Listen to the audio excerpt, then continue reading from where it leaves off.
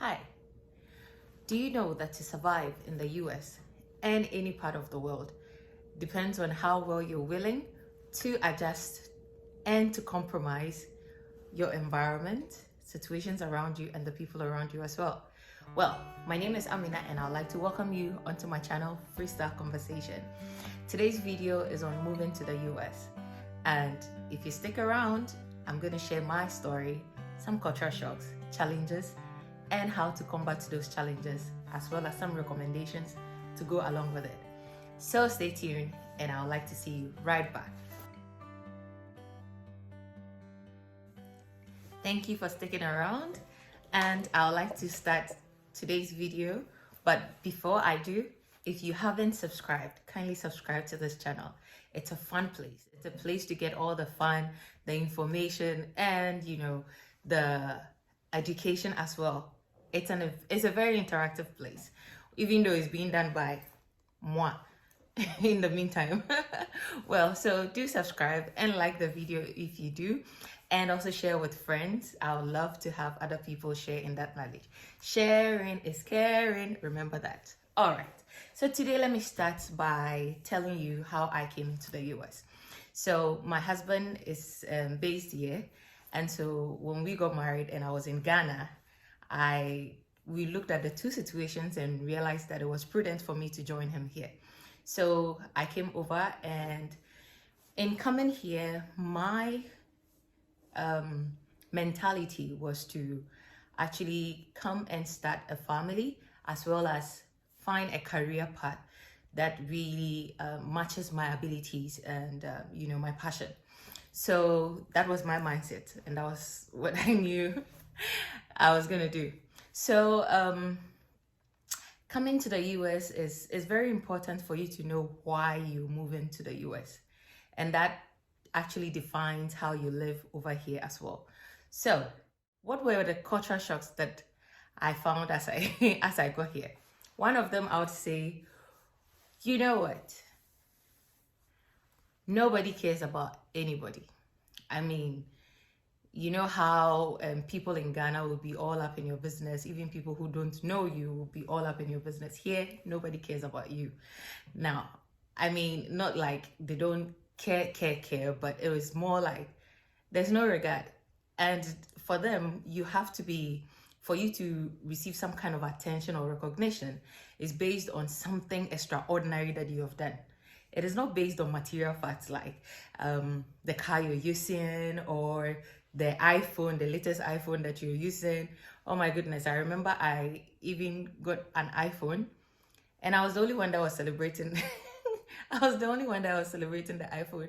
And now I had to tell my friends back at home that, oh, I now have the latest iPhone, and all that. But that was the only funds I could get. Over here, nobody cares. I mean, your material possessions don't really attract those kind of things. So that was one first cultural shock. The second cultural shock was the making of friends. I mean, it was making of friends here. It's not like the way you just greet someone 2 or 3 times in Ghana or something, and then all of a sudden the person like, oh, my brother or my sister. They even move from friends to brother and sister relatives. So it's hard to make friends here. I mean, people just pass by. People don't really care about anybody or anything. So anyway, the other thing was everything is time determined and sensitive. So you go to work and you do all that. I mean, everything is time. Clocking in, clocking out. Even when you don't take your break, it's like you've committed like the biggest crime ever, So I was like, what is my own break and I didn't take it? Why is it a big deal, But it was actually a big deal, and I don't know, for some reason they even deducted from your pay for not taking that 30 minutes break. That's weird. Anyway, and then you would see young people occupy like high positions, like managerial positions, and you see young people that have started families, and you can actually see like 5 generations. So I'm like, what? We do this in Ghana, and then they said it's teenage pregnancy. Oh my goodness, that kind of thing. But it's all when I got to understand that it was the system, I mean, you could still be pregnant at an early age and still be able to go to school because there are, online classes and all of that. But that doesn't exist in Ghana. So then you get stuck. So it's teenage pregnancy and all. Yeah, so those were some of my culture shock. And my other serious concern was the fact that, we have this mentality that people dress up, people look good, and they do all those things. Actually, those things are in the movies. It's what we see. It's not what is realistic. If you come over here, in fact, as we dress in Ghana, if you come and dress like that over here, they see you to have overdressed. Even when you're taking it to church or anything, they see you to have overdressed. And I'm like, oh my goodness. We watch all these movies back at home, we do all those things, and we see people dress up and all, and that's why, we have the zeal to travel outside and all. You come and you don't even see that. Well, so let me move on to my challenges. These are my challenges as well as, some of the general challenges. So coming to California, I didn't really research. I know that the northern part, it snows in some parts, but in the southern part, it rarely snows. So it doesn't snow at all. So we have this saying that abroad no any snow, literally meaning that, when we talk about abroad, it's all about snow, so that's what it's literally means. So coming over, I was hoping, there will be some kind of snow, that's what makes you feel like you are in abroad. Oh my goodness, it can be hotter in California than in Ghana. I was so depressed at some point. I'm like, what is so hot here, And yet they think that, we burn ourselves to ashes in Africa and all that. But I'm in abroad and snow. I've not seen snow, and it's hot. So that was for the environment. And then finding a suitable job. I have a degree, but my degree means nothing here. There's a whole lot. You can just take that degree and then find a white collar job. No. So you need to still go to the school system and everything. And I was like, how can I be this useless, with all my qualifications and everything? Those are some of the challenges. Another challenge is stereotypes. So as soon as they realize you're from Africa, for some people, you'd be surprised how ignorant some people can be. I'm like, how is it that we know everything about people in the US and we know even situations in the US, and you know very little about us? It was quite depressing. And they think that we are from a poor country, and for that reason, even the educational backgrounds that we have are poor. Like everything that we have from Africa is poor. So, and you're this intelligent. Sometimes you come by people who are even in higher positions, and that you have more ideas and intelligence and all that. But unfortunately, because of where you're coming from, you're disregarded, until you prove otherwise. Then they go like, oh, So, yeah. And then language barrier, accent. You will say something, the person go like, what? Like, what? And should I say it's their fault or it's not their fault? Well, it's nobody's fault, actually. So, well, it has to do with accent and words. I always say advert. My husband corrects me all the time. It's commercial. I even got my purse. I'll say purse. I still say purse, but this was regarded as wallet. I misplaced it. And even to describe it, I was making a mistake because I mentioned it to the customer service, and they were like, oh, nobody has left a purse here. Meanwhile, so one lady who knew, like, who just stepped up to help was like, is it a wallet or a purse? I'm like, oh, is this rectangular shape? And then she went like, oh, a wallet, right? I'm like, well, if you say it's a wallet, yes, a wallet. Before they found it for me. So language. And then making friends. It's hard to make friends and make real friends. I'll share with you how you can combat that. And then also getting information. Getting information is more about who you have come to be with, and I mean the kind of people you surround yourself with. That will help you so much in getting information. Other than that, if you're all by yourself and it's hard to get information. And if you're coming from Ghana, we like to ask people rather than go and research on the internet and all. So yeah. And then you don't get, if you're alone here and you don't have families and things, I mean, even if you do have families, they also have to work, because like I said, everything is time conscious. You have to work. If you don't work, you're unable to meet your bills and all those things. So you have to work. Also, one important point: fear of association with Ghanaians. Everything that you hear, oh, the Ghanaians, they are like this, they are like that, they are like that. So when you come in, you are also careful. You don't want to just jump in and, all those negative actions and stuff that you receive from being in a Ghanaian, groups. It's not bad, but it's like it has been a reversal kind of behavior, or something that has gone round and round and has begun to stick. So if you see traces, if you decide that, oh, you're going to go against the odds, and therefore you're going to join, a Ghanaian group or something, and then you begin to see traces of what you have been warned against, then you begin to withdraw. And for that reason, there are some people who don't just want to be associated with Ghanaians, which is really bad, because coming from the same background and stuff, we need to support each other even the more. But even for me today, I have to consciously check who I bring into my life, because Ghanaians, I don't know, for that unnecessary competition and all of that, people don't want to deal with it. So yeah. And then feeling of worthlessness. My degree and whoever I was meant nothing over here, because nobody knew me and nobody cared. So it was hard to feel any sense of worth. And for that reason, you constantly be calling home and, trying to gain that recognition that you used to have back there, just to have a feel like, a sense of worth. But it doesn't help, because the people back at home are beginning to forget about you, because they don't know you're not close by. And then the people here don't know about you and don't care about you. So now you begin to fall into that circle of loneliness. And for that reason, I mean, this is a struggle, not just for me, but for a lot of people, because they feel very lonely over here.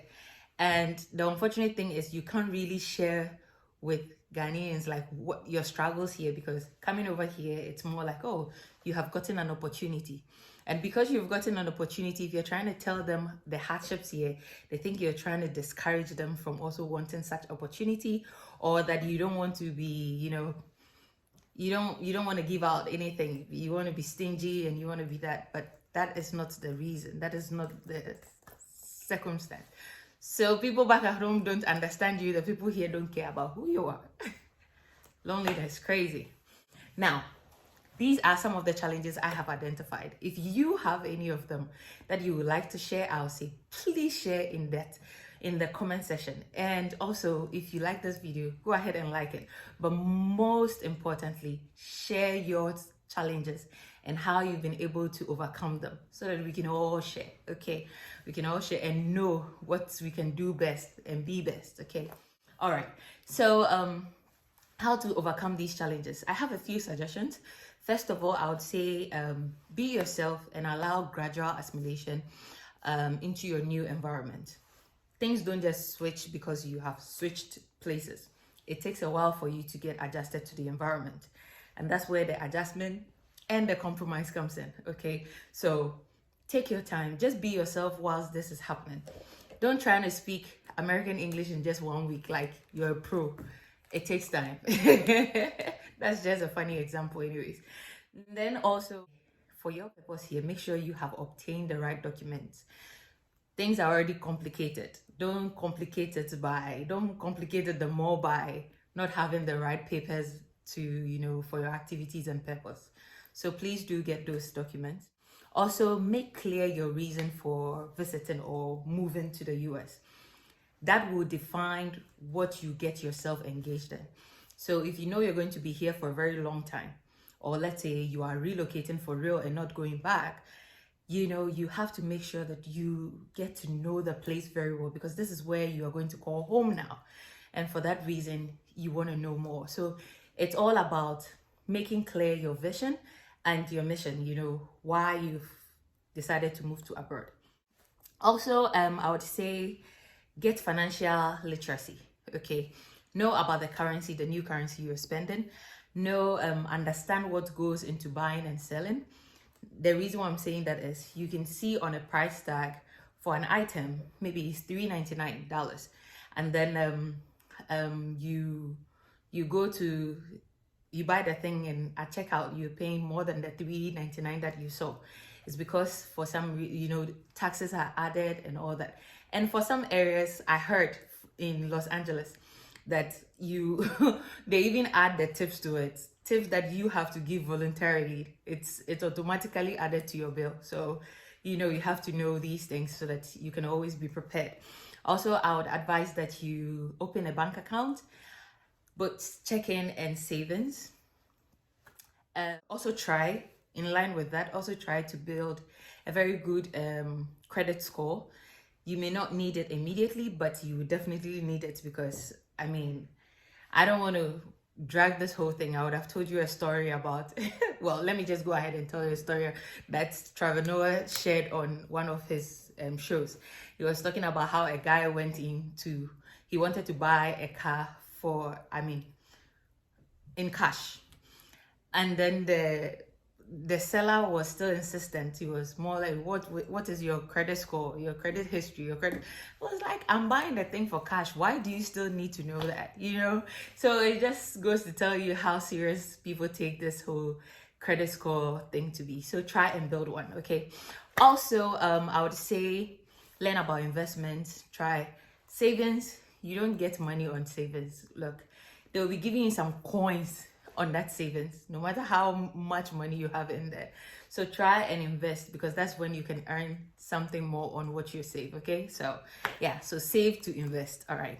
And then stop, this is a very crucial point, stop comparing prices of goods and services to your country of origin. Please, Ghanaians, don't keep converting things back into the cities. It happened to me once. I went to do my hair, and the weave and then the braid and everything came up to about $200. I was like, what? If I take it to Ghana cedis, how much would that be? That is going to be, currently is actually going to be around like 1,005 Ghana cedis on those things, 1,500 Ghana cedis. I'm like, I won't even braid this kind of hair for 150 Ghana cedis in Ghana, And please, that's not the reason why I've cut my hair. It is plus other reasons. Well, yeah, so please stop comparing. It won't help you live here and enjoy your life as much. So, or else you'll be stopping yourself from purchasing things that you need, those kind of things. Also, learn about the available means of transport and which one best suits your commute. Okay, so know about all the transport systems, and then know which one you can rely on at a particular time. In saying that, I'm also urging you to immediately get a driver's license. It's very important. If you're in a place like California, you need a car to be able to effectively move around, okay, and efficiently move around. So get a driver's license. Even if you don't have a car, it's a skill that you need to have. So please try. Look at what is suitable for your state and go along and do it. You don't need to be a citizen to get a driver's license. So just research and see how you qualify, and then just go for it. Okay. Socialization, finding friends. Finding friends is quite difficult, but it's only because for this place, I have realized that for somebody to become your friend means the person is getting something from you. And unlike, in Africa where you can just make friends anyhow, anything. So when you're looking for friends, have to look at friends that have something to offer in your life and what you can also help, and even the best way is to think about how you can help someone. and then look at it the other way to how can the person help you, and then make those people your friends. Okay, all right.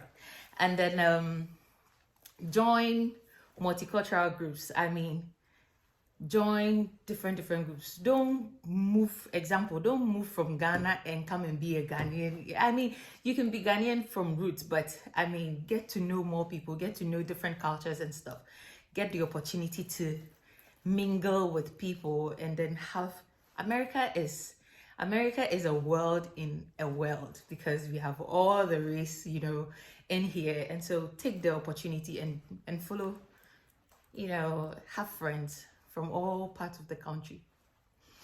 And for that reason, I would suggest that you join the African Women Abroad. You can find us on Facebook. We also have a WhatsApp platform, but it's a process. So if you from Facebook, we can just add you to the WhatsApp platform, and it comprises of so many ladies, beautiful ladies, wonderful ladies who are in many fields. Okay, it's not homogeneous, it's heterogeneous. Like, we have a lot of people from different countries, not just in the US, that you get to learn a lot from. So check us out on Facebook. And as is always said, it is not about the journey, it's about the company you carry on your journey. So find the right people around you. And in terms of job search, I would say there are many sites that you can always put your credentials, your CV and stuff. And recruiters can contact you. You can also search for jobs over there and all. So that is one thing about job hunting and such. And there will be some requirements. If you know you don't have those requirements, make it a point to get the certificates and qualifications for those things. As you do so, I am encouraging you, whatever is your passion, whatever you were doing back at home or wherever you found yourself, please don't let go of it. If you were a doctor and that was what you were passionate about, don't let this system change you, okay? Take your time, get a temporary work, but as you're doing so, work towards your career by getting the right information, education, and certification, okay? And also make sure to leverage on networking, because, I mean, they say it's who you know, but you think it only exists in Africa. It's also here, but here is rationally done, okay? So please do so. Those are the ones I have for, I said, how to combat these challenges. But for personal recommendations, this is what I'm saying. It is a time of reflection, okay, of who you are, to redefine and refine yourself, to truly prioritize what is most important to you, and to have another chance to pursue your passion. That is what it has happened to me, okay? So you are getting another opportunity to look at who you are and what you want to do and how you want to change the world, okay? So this is where you get to prioritize yourself, because you are disassociating, or you're not moving away from your family or anything, but you're getting the chance to have a very good introspection of yourself. So take that opportunity. Moving abroad is not negative. It can be very good if you look at it from the right angle, okay? And also this is a personal choice though. This is up to you, but this is what I am saying that you should do until you can confidently admit to a real life situation. Don't add up or encourage the misconception out there by falsely portraying a lavish life when that is not the reality. Be honest and stay true to yourself. Don't go and take pictures in fancy places and portraying a kind of lifestyle you're living here, which is not real. Because already when you try to explain to people the hardships here, they already think that you're being selfish and you don't want them to come over here. But that is not the case. You're just trying to be realistic. So you can succeed anywhere, so far as you have the right mentality and you're willing to put the work, put in the work. So that is what I have for. So don't send the wrong signals, because it doesn't help, okay? It doesn't help. And then also I would say everything will be fine and fall into place so long as you are diligently working towards your goals and ambitions. It may not be immediate, but if with great determination, you'll be able to do it, okay? All right. And then to the last point, in America, that's one thing I'm getting to learn more about. You can receive any kind of help, okay, but by seeking the right information and knowing where to get your answers. Okay, so when you get here, open up yourself. Don't feel shy. People are willing to help. So not help like help financially or something, but like they are willing to help by, you know, directing you and showing you the path to move and all that. And that's why you have to be in positive groups, you know, groups that will urge you and give you the right resources to be able to better your life. Okay, so ask questions, be friends with people, be sociable, and get involved. And with that said, I would like to wish you all the best in your endeavors. I don't know which country you're going to, but if you come into the US, these are some of the recommendations. And I believe that these recommendations also apply in other countries as well. So I wish you all the best and hopefully all things go well. But remember to share in the comment section. Please, please, please, please share. Let's share and let's interact over there. Okay. All right. I would love to know what you think. And so thank you very much for coming my way. Like I always said, be yourself, love yourself, respect others, and you're important. That's why you're in this world. And I'm glad that I'm able to share this and be a part of your life. So hit the subscribe button. My name is Amina, and I'm out.